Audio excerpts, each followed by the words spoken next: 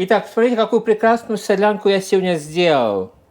Запах вам просто не передать, что сейчас стоит на кухне. И также свежеиспеченный хлеб.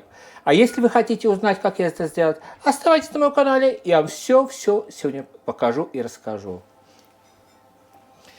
Всем здравствуйте и добро пожаловать на мой канал. Сегодня будем делать солянку. Давно не делал, честно скажу, а самому очень-очень хотелось. И сегодня настал тот день, когда наконец-то я буду делать эту солянку. Солянку делать у всех свои методы, а я хотел показать, как я буду делать. Может быть, вам дам какую-то идею, может быть, вам понравится, как я делаю. Не знаю, может быть, я делаю что-то с ошибками или без ошибок, но получается очень-очень вкусно. Так что давайте время не будем терять, а пойдемте и сделаем. Я покажу, как я буду это все делать. Пойдем. Все составляющие, что мне понадобится, здесь уже приготовлены на столе. Следите за видео, я вам покажу. Только единственное, что я все ложу на глаз. Так что давайте не будем терять время. Здесь в кастрюле, я налил уже пол кастрюли воды. Я включаю газ. За место мяса я положу 2 кубика бульона. Потому что у нас будет колбасы там. 2 кубика бульона я положил. Вот таким образом. Также я добавлю сразу же перловую крупу, я уже вымыл здесь. Кто-то меня спрашивал на канале, сколько ж я варю мою перловку. Здесь небольшое количество перловки, и у меня примерно идет полчаса. Ну так что я сейчас ложу перловку сначала, она будет кипеть, и пока все ингредиенты, все составляющие будут в супе, перловка уже и сварится у нас. Так. Теперь я возьму 2 морковки и порежу 2 морковки и тоже закину туда суп.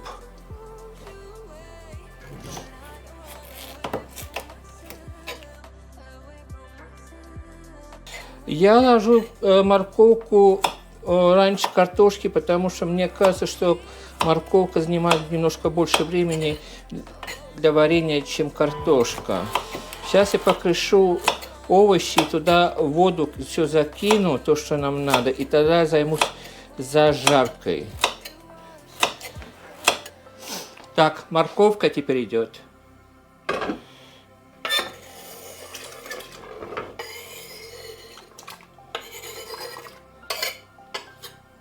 Так, мы закинули морковку. Теперь закину болгарский перец. 1 болгарский перец я взял, он уже очищен.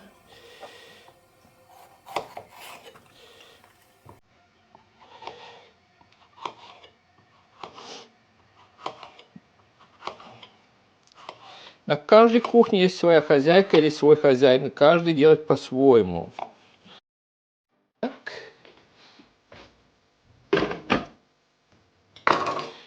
Перец болгарский идет теперь.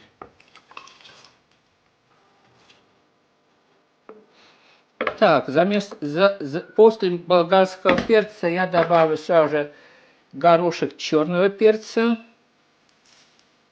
Парочку. Вот так.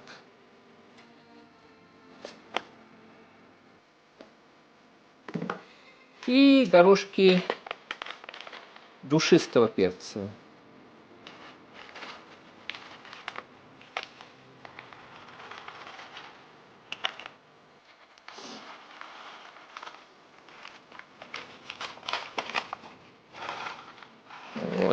Вот так, горошки душистого перца.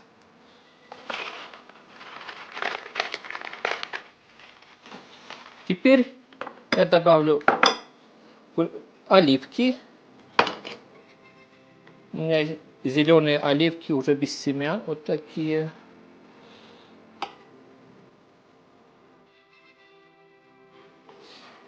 Так, теперь я добавляю оливки туда.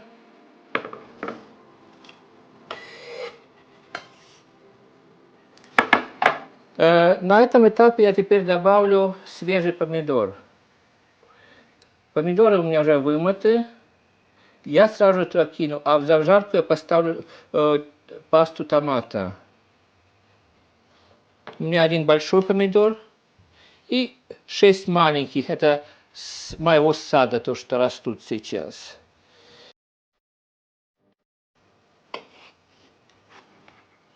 Вот так. Я добавляю теперь помидор или томат.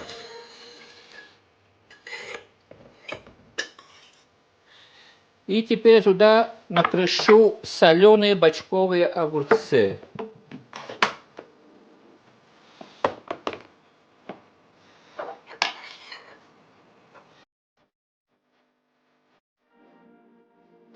Так, соленые огурцы теперь идут у меня. А теперь я накрою кастрюлю, и пускай она закипает и немножко покипит. А этим временем я успею немножко прибраться здесь на столе. Итак, наш суп прекрасно кипит. Сейчас я туда добавлю порошок у меня такой польской приправы.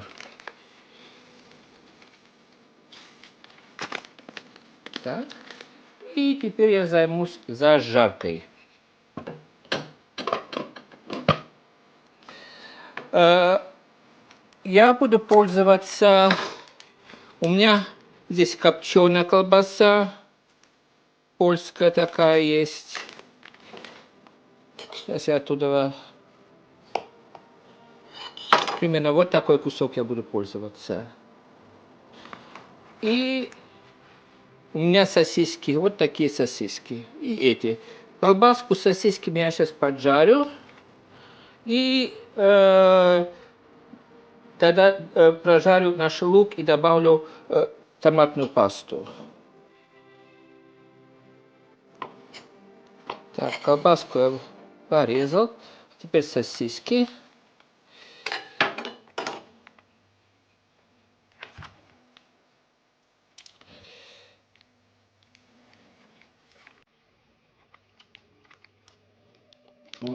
И не открыть руки. Немножко жирноватые после колбасы. Ну, таким образом.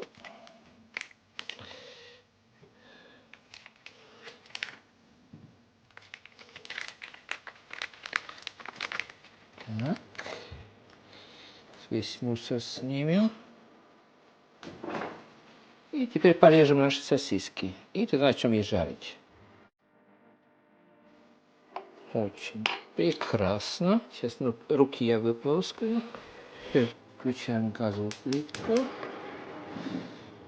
Наливаем немножко масла.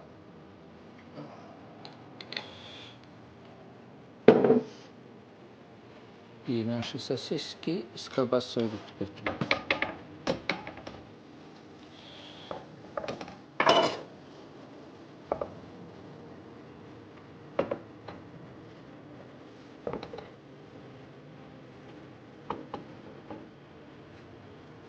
И теперь все это мы пережарим.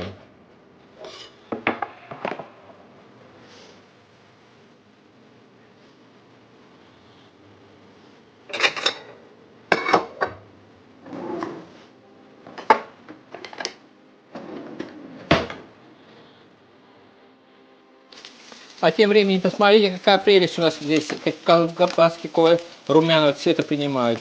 Я сейчас быстренько порежу 2 лука. У меня здесь 2 лука среднего размера. Я их быстро порежу, и как раз сковородка освободится до них. И мы пережарим лук, добавим туда лаврового листа и томатную пасту.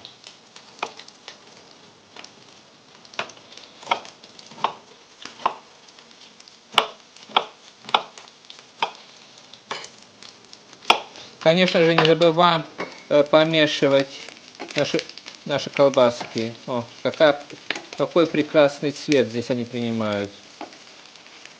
И этот цвет даст хороший привкус для супа тоже.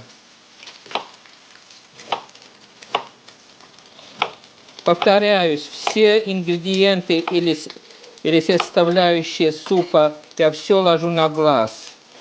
Если нет у вас оливок дома, не ложите оливки. Импровизируйте. Вы дома. Они в ресторане. Мы не готовим для кого-то, готовим для своей семьи. Вот так красиво мне пережарились колбаски. И теперь я сразу их переложу в суп. И попытаемся без всякого жира.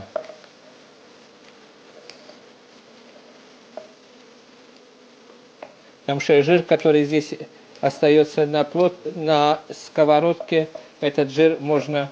в этом жире мы пожарим наш лук.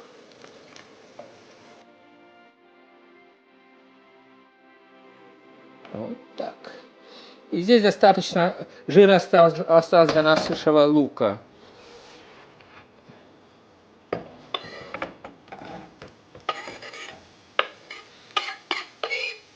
И туда же мы кинем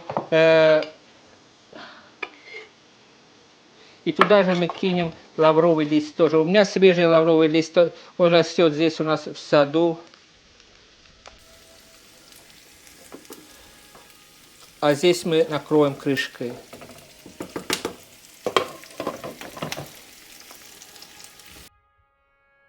Лаврушка у нас поджаривается и дает очень такой прекрасный аромат сейчас. Вам просто жаль, что вам не передать на камеру, а так очень вкусный запах идет от лаврового листа сейчас. Наш лук меняет цвет очень медленно, такой золотистого цвета, румяный цвет принимает. Немножко еще подрумяним и тогда добавим нашу томатную пасту. Я читал, я сам по себе знаю, чем румянее получается лук, чем лучше лук поджарится, тем лучше ароматы и вкусовые качества в супе будут. Сразу же скажу, пожалуйста, не говорите мне, не пишите, что я не так говорю по-русски или что-то, потому что у нас в доме наш основной язык английский. Мой родной язык русский, но я практически ни с кем на русском здесь не разговариваю. Я уехал из Эстонии почти что 30 лет назад. Самое главное, что я разговариваю, это большой плюс. Так, наш лук принимает теперь золотистый цвет, и я добавляю туда томатную пасту.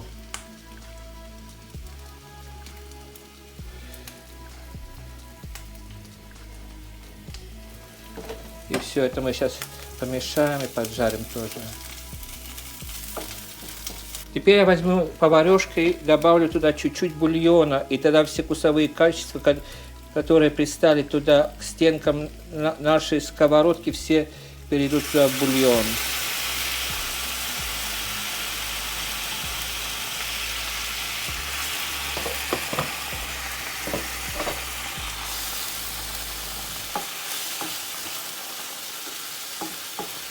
Вот так. И все. Итак, наша зажарка теперь готова. Все мы сюда идет теперь. Вот так. Поварешку я еще прополощу, потому что все, что там, это самый вкус остается. Все вкусовые качества, чтобы ничего не потеряли. Вот таким образом. Прекрасно. Теперь мы оставляем, и пускай наш супец потихонечку кипит. А мы пока вымоем нашу сковородку, и тогда начнем картошку чистить. А теперь настало время у нас порезать нашу картошку. Сейчас картошку порежем и туда же все в суп выкинем.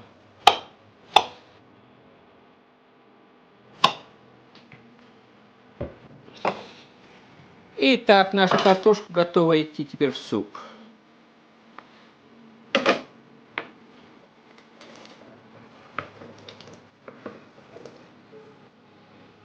Все сейчас перемешаем. Очень хорошо. Пускай теперь покипит. А мы порежем немножко зелень. Как суп у нас готовится, мы это посыпем сверху петрушкой и укропом. Я знаю, что я повторяюсь, но у меня дома здесь на кухне растет петрушка с укропом. Зелень придает какую-то радость на кухне, как весна. Это напоминание о весне и лете. Как суп у нас сготовится, мы это покрышим сверху. Вот так. А также у меня здесь я взял немножко чеснока. Чеснок я мелко порежу и уже в конце добавлю суп, перед тем, как будем выключать газ. Вот так.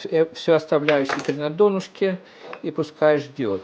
А тем временем, вы знаете, самое лучшее, что подать к супу, свежеиспеченный хлеб. У меня полуфабрикат, я вам покажу, и это займет только 10 минут, но оно будет очень вкусно. Этот суп, солянка с хлебом будет очень вкусно.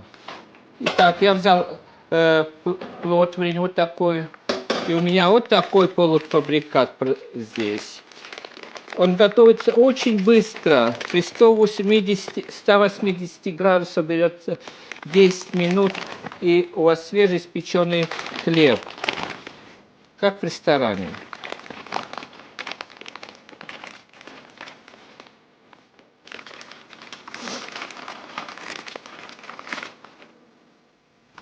Вот так. У меня духовка уже включена на 180 градусов, так что теперь встретимся, как у меня хлеб готовый будет, и суп у меня приготовится. А в данный момент суп хорошо у меня закипает. Сейчас попробуем на вкусовые качества. Сейчас попробуем на вкусовые качества, на соль.